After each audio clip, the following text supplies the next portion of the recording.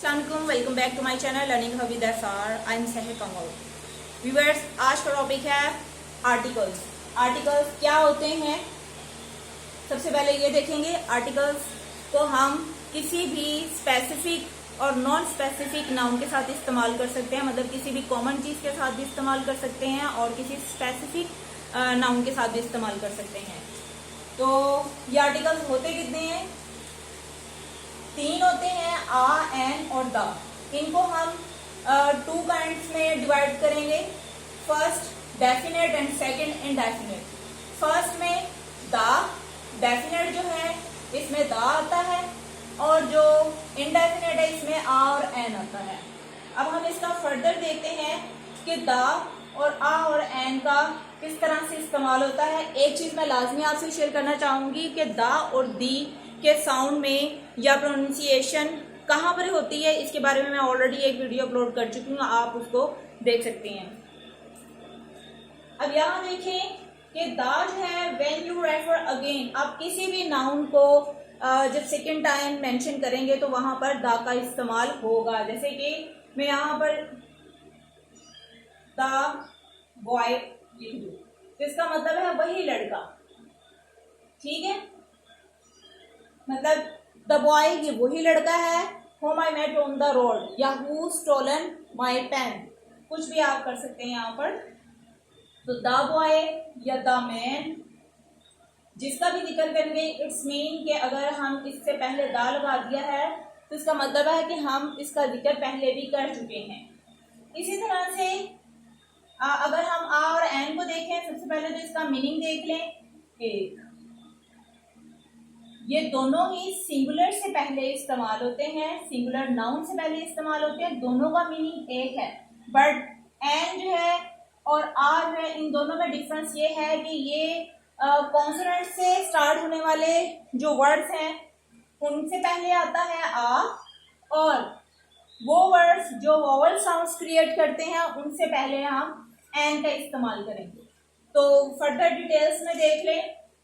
अगर हम when you mention something first time, आप किसी भी चीज को फर्स्ट टाइम मेंशन कर रहे हैं तो वहां पर आ या एन आएगा। फॉर एग्जांपल आ बॉय, अब कोई भी लड़का हो सकता है, लेकिन अगर हम उसके साथ द बॉय कर देंगे तो मीन्स वो हम उसका पहले भी जिक्र कर चुके हैं।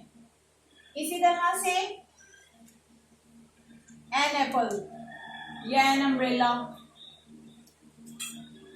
तो यहां पर अगर हम ये कर दें दी एप्पल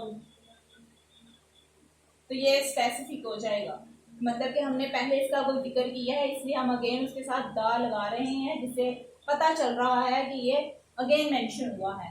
सेकंड है when you refer a particular one, जब आप किसी खास को रेफर कर रहे होते हैं, जैसे कि द रावी या द कुरान, द बाइबल। और इधर अगर हम देखें तो यहाँ भी हम जस्ट लिख सकते हैं आ रिवर, कोई भी दरिया हो, आ बुक, कोई भी बुक हो सकती है, लेकिन अगर हम उसके साथ द लगा देंगे तो वो स्पेसिफिक हो जाएगा, पर्टिकुलर नाउन हो जाएगा। दाज है ये बोथ सिंगुलर एंड प्लूरल दोनों के साथ भी इस्तेमाल होता है। अगर हम यहाँ पे कर देते हैं द गर्ल, एक लड़की चाहे हो जाए, या द गर्ल्स ज्यादा हो जाए, प्लूरल हो जाए, दोनों के साथ द लग सकता है। लेकिन ये जो आ और एन है ये हमेशा सिंगुलर से पहले लगते हैं, लेकिन कॉन्सोनेंट सिंगुलर होगा तो आ का इस्तेमाल होगा, और अगर वोवल सिंगुलर होगा तो एन का इस्तेमाल होगा। एक चीज आपको बता दूं कि वो वर्ड्स जो वोवल साउंड्स क्रिएट कर रहे हैं, चाहे वो स्टार्ट में उनके कॉन्सोनेंट वर्ड है बट वो वोवल साउंड क्रिएट कर रहे हैं, उनसे पहले हम एन लगाएंगे। जैसा कि ऑनर, ऑनर में एच है ये साइलेंट हो रहा है और पीछे ओ का साउंड आ रहा है। इसी तरह से देखें एक वर्ड है एफ ए, इससे पहले हम आ एफ ए नहीं लिखेंगे, एन एफ ए आएगा, क्योंकि एफ जो है ये अ का साउंड दे रहा है जो कि वोवल साउंड है। तो वोवल उर्दू में देखा जाए तो वोवल के सिर्फ अलिफ और आइन से स्टार्ट होने वाले साउंड होते हैं, तो लिहाजा एफ, तो एफ का साउंड दे रहा है, इस वजह से हम इससे पहले आ नहीं लगाएंगे बल्कि एन का इस्तेमाल होगा।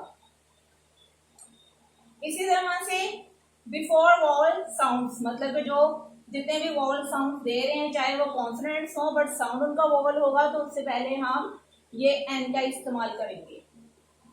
अब आ जाए यहाँ पर यूज बिफोर द, और कहाँ इस्तेमाल होता है, ये कोई भी सेक्रेड बुक्स हो सकती हैं, जैसे मैंने यहाँ ऑलरेडी बताया, the Quran, the Bible, the holy book, कुछ भी हम कह सकते हैं, newspaper, the Dawn, river, the river Ravi, seas, the Arabian sea, direction, the east, the west, the south. इसी तरह से एडजेक्टिव्स, अगर हम किसी चीज की थर्ड डिग्री इस्तेमाल कर रहे हैं एडजेक्टिव की, तो वहां पर भी सेकेंड डिग्री में और थर्ड डिग्री यहाँ पर भी हम द का इस्तेमाल कर सकते हैं। तो इस तरह से व्यूअर मैंने आपको सादा सी एग्जांपल्स के साथ आर्टिकल्स क्या है वो बताया, और फिर फर्दर उसकी टू काइंड्स हैं, डेफिनेट और इनडेफिनेट। डेफिनेट द और इनडेफिनेट में आ और एन आता है। आ और एन कहाँ आता है वो भी बता दिया है, और द का भी बता दिया है कि ये किन के साथ आता है और इनका मीनिंग किस तरह से खुल के सामने आता है। अगर हमारे ये कॉन्सेप्ट क्लियर होगा तो बहुत हद तक हम ग्रामर को अंडरस्टैंड कर सकते हैं। ग्रामर अंडरस्टैंड हो जाएगी तो हमें रट्टे लगाने की ज़रूरत नहीं है, हम कोई भी लेसन, कोई भी टॉपिक बहुत ही इजीली प्रिपेयर कर सकते हैं। तो इसके साथ ही मुझे इजाज़त दीजिएगा। वीडियो पसंद आई हो तो लाइक कीजिए, सब्सक्राइब करें, और मैं एक और नई वीडियो के साथ आऊँगी। अब तब तक के लिए अपना ख्याल रखिएगा। अल्लाह हाफ़िज़।